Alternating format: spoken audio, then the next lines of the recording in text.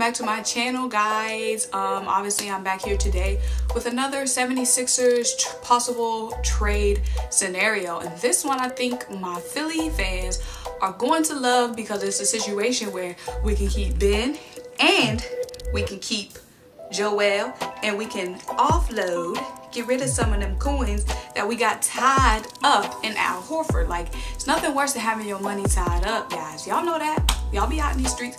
Nothing worse than having your money tied up in something that you ain't rocking with no more.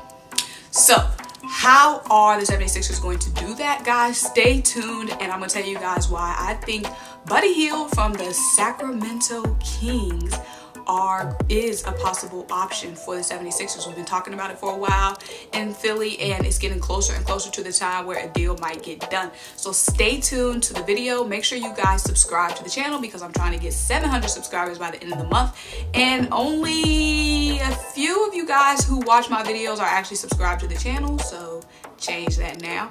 Also, make sure you give this video a thumbs up because only about 90% of you guys are actually thumbing up my video. You know, I ain't worried about it though. If you ain't got no haters, you ain't poppin', you ain't poppin'. I ain't worried about it, but make sure you go give this a thumbs up, and we're gonna get right into the video. So obviously when the 76ers didn't, you know, extend JJ Redick's time in Philly last season, JJ Redick obviously was feeling some way about it. They win together like the not bringing me back, man. They up not bringing me back. I agree. And, you know, the Philadelphia 76ers team was feeling it a lot because they missed that floor spacing that JJ Redick provided. You know, he commanded that attention when he was handling the ball, and the defenses had to respect it, okay? The defenses had to move up on him, and that opened things up for Joel Embiid and Ben Simmons so much. Now, Josh Richardson, no shade to the guy, but he obviously doesn't bring that offensive presence that JJ Redick brought to the team. More of a defensive guy. But the 76ers need to obviously have more scoring power and obviously have more three-point shooting. They have to have a respectable three-point shooter on the court pretty much at all times when Joel and Ben are going to be out there, because those guys aren't knocking down the threes. We know that. But basically, JJ Redick, he was averaging 41% shooting from the three in the regular season, his first regular season with the 76ers, and 39.7% three-point shooting for the 76ers in his second season. So obviously that's a huge hole in the three-point shot for the 76ers, and the floor spacing just overall just was not there for the 76ers. They obviously missed JJ Redick, and JJ Redick was obviously feeling some type of way. Obviously I would too if I was JJ, like what who gonna shoot if I'm not here? You know what I'm saying? So obviously Buddy Hield will be the guy who will come in and be that role that JJ Redick was for the 76ers when it comes to the scoring ability, the space in the floor, the ball handling, creating open shots for other guys. These are all things that he was able to do for the Kings, and he can just bring that talent on over to the 76ers and, you know, work and help elevate Joel and Ben Simmons' offensive game. Open things up for those guys. Give those guys good open looks. That respect that he'll command behind the three-point arc will really open the floor and space things out for the Sixers, and that is definitely what they need. So hopefully the Buddy Hield, obviously what's the term that they use in the media? Disgruntled. He's disgruntled. Okay, he pissed basically with the Kings, obviously because the Kings benched him once Bogdan was getting high. He wasn't feeling that, and I ain't mad at him. So basically Buddy Hield, he liked a tweet that was inferring that he could end up as a 76er. So basically, why are you even looking at them tweets from them random accounts? It wasn't even, and you like the tweet makes me think, it makes 76ers fans think you want to be here. So that's already interest that Buddy Hield is interested in the 76ers. You know what I'm saying? Why you up at night scrolling through this, looking up tweets of trade rumors for yourself? Like, who does that?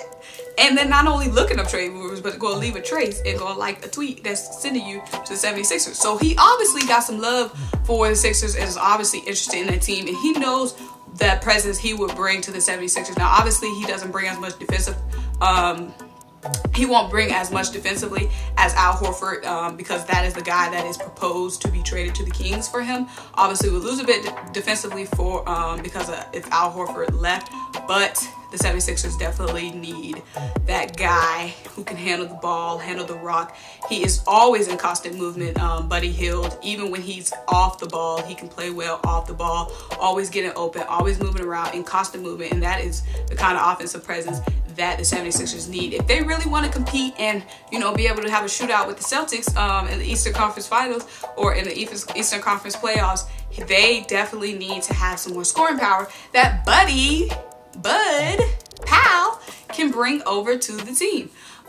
So yes, I definitely think it's a viable option. Now let's get into the contracts. That's the messy part.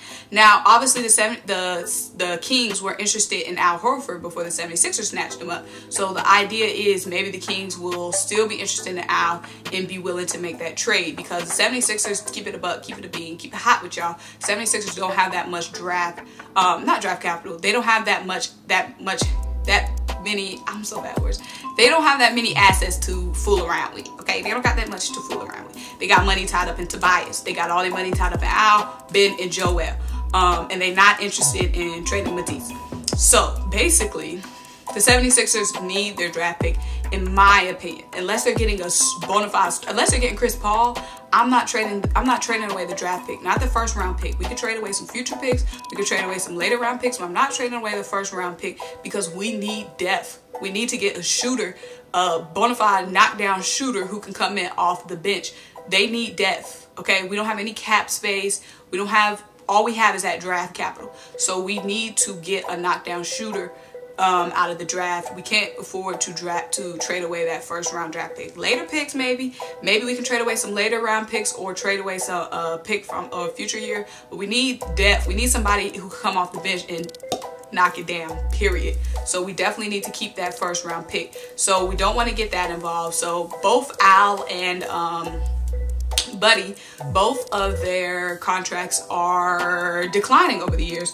So basically, Al Horford would make $27.5 million next season, and Buddy Hield would make around $24.5 million. So it's pretty much as close as you're going to get. Obviously, some more assets are going to have to be knocked in the mix to make it a pretty fair, even trade. Both of those guys' contracts are declining over the years, which is good, and Hield will only make $18.5 million in his 4th year, which is good. Money going down, period, because we know Ben, Embiid, Tobias, the numbers is going up for them boys. So we definitely need somebody whose contract is declining.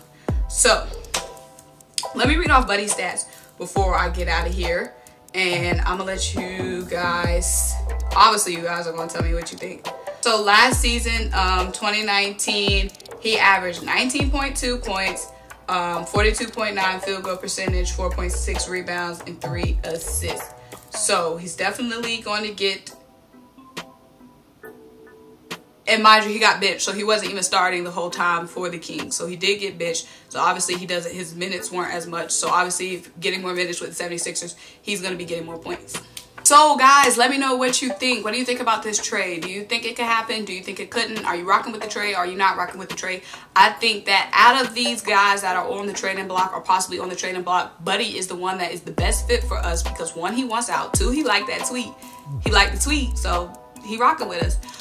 3, obviously he's one of the most inexpensive guys that's going to be on the trading block. And he has what we need with that 3-point shooting. Let me also read off his 3-point shooting percentage stats, because I don't think I read that all for you guys. And come on, that's what we're here for. So why did I not do that? I'm so terrible. So in 2018-2019 season, he shot 42.7. My bad. Yeah, he shot 42.7% from the 3. In 2019-2020, he shot 39% from the 3. So he's definitely going to basically step in for JJ Redick's role, and obviously he's a much younger guy, so he can still get way better. Feeling way better, you know what I'm saying? So guys, let me know what you think about this trade. I know Patty Mills is also an option for us to get rid of Josh Richardson and trade for Patty Mills, which would be another guy who's also a super vet, experience playing in real legitimate games that matter.